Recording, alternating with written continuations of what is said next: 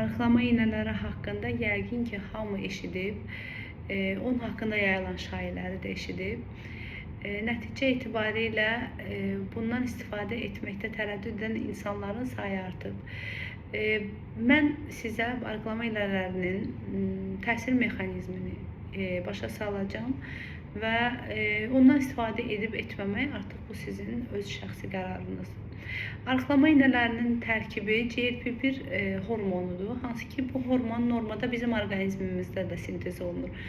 Beynimizdən, mədəaltı vəzimizdən və daha çox bağırsaqlarımızdan sintez olunan bir hormondur. Bu hormonun təsir mexanizmi mədə əzələlərinə təsir etməklə mədə evakuasiyasını gecikdirir, yəni mədənin boşalmasını gecikdirir.